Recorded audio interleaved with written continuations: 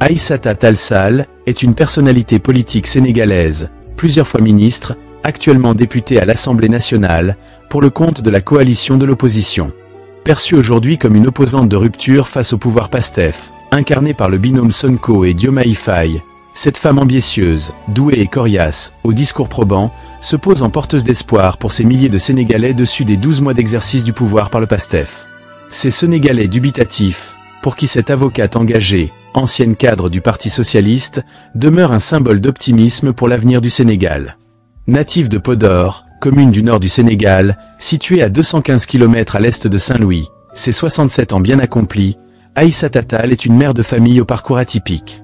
Jeune fille, Tall Sall quitte sa ville natale de Podor pour poursuivre le cycle primaire avant de s'inscrire au lycée des filles John Fitzgerald Kennedy à Dakar, où elle sort diplômée du baccalauréat avec mention.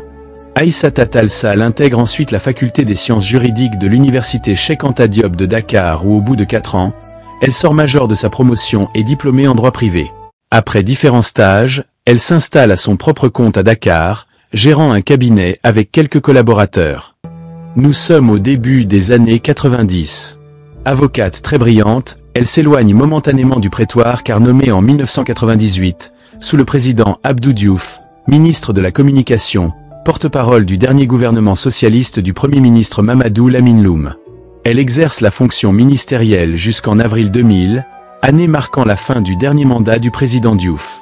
Désormais dans l'opposition, le Parti socialiste va connaître une grave hémorragie à cause des départs de militants et de certains hauts cadres. Malgré ce vent turbulent, fidèle à ses convictions, Aïssata Tall Sall s'accroche à son parti et en devient l'une des figures emblématiques. Cooptée dans le bureau politique, elle gravit rapidement les échelons et se retrouve en 2007, après le congrès, porte-parole du parti.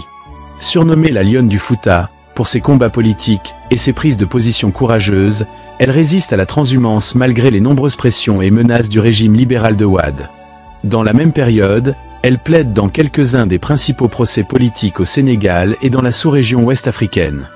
Aïssata Tall Sall joue son propre rôle d'avocate dans le film Bamako du franco-américano-malien Abderrahmane Sissako, sorti en 2006.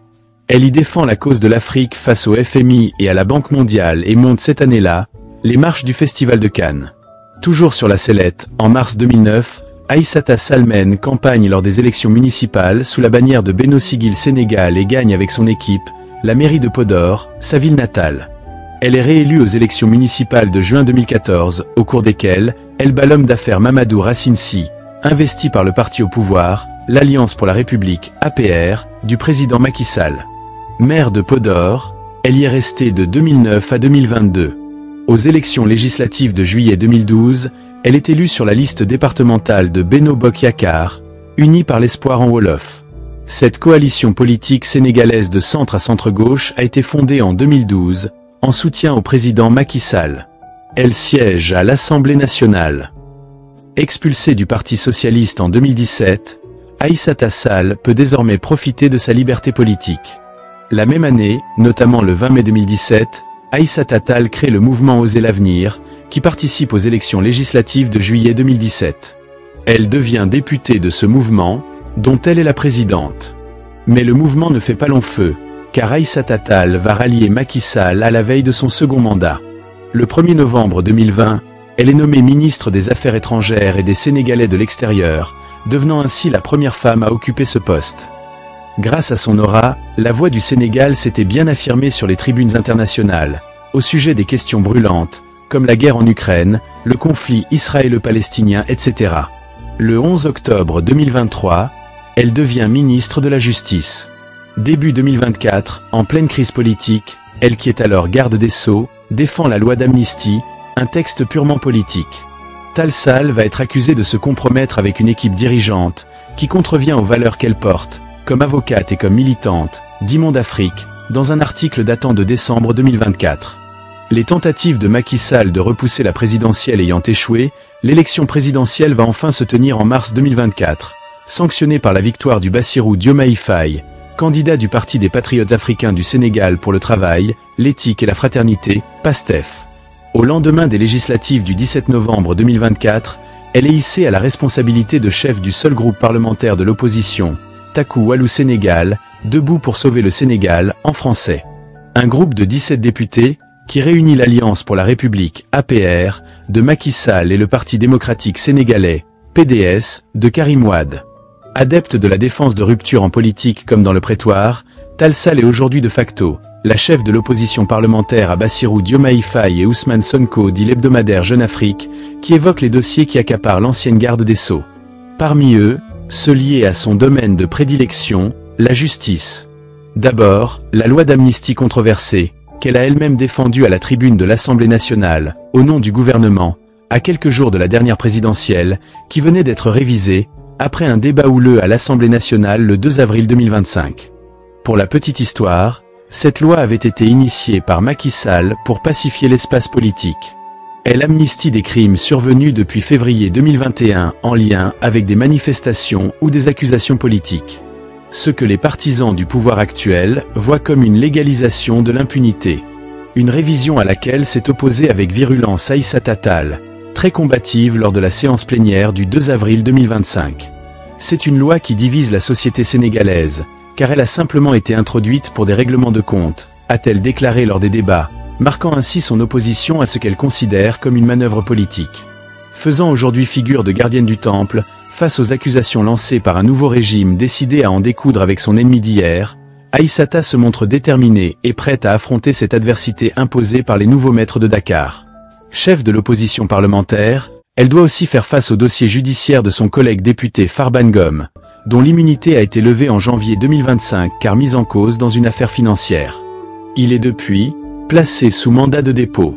Dans ce contexte, est arrivé début 2025, la divulgation d'un rapport de la Cour de compte, accablant la gestion des finances publiques par les gouvernements successifs de Macky Sall entre 2019 et 2023, au point de conduire le Sénégal au bord de la banqueroute. Désormais seuls sans leur chef Macky Sall, poussé à un exil qui ne dit pas son nom au Maroc, les députés du groupe Taku Wallu Sénégal, à leur tête Aïssata Tall Sall, deviennent les porte-voix des cris de ces Sénégalais qui ne se reconnaissent pas dans le nouveau régime.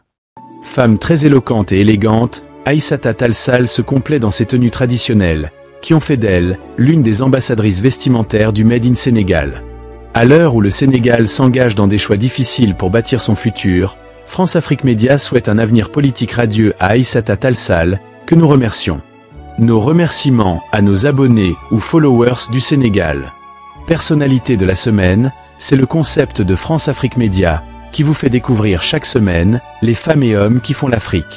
France Afrique Média, la plateforme franco-africaine d'actualité, suivez-nous sur Facebook, Instagram, X anciennement Twitter, TikTok, LinkedIn, YouTube et via nos groupes WhatsApp et partenaires. À très bientôt. Mais nous continuerons ce combat. Il ne s'arrêtera pas ici. Et quand vous parlerez, vous, à vos militants, nous, on parlera aux Sénégalais et à l'ensemble des Sénégalais.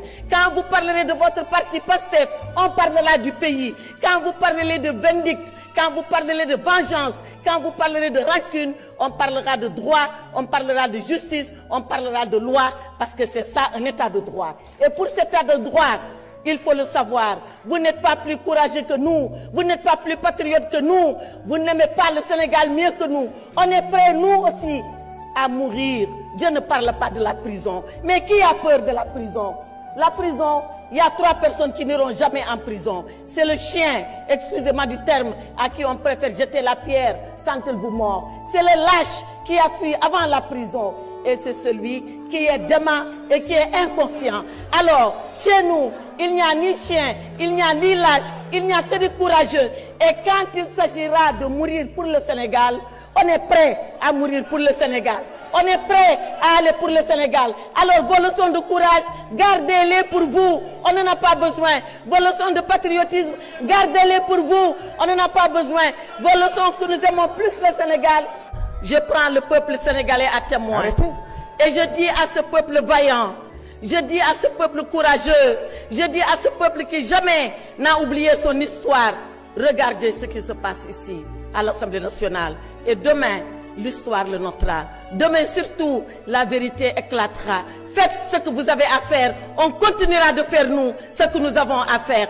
Combattez et on combattra pour la vérité. Et on va se retrouver. On se retrouvera et on se retrouvera dans le vrai. Seule la lutte libère, mais seule la vérité libère. Et elle libère plus que la lutte.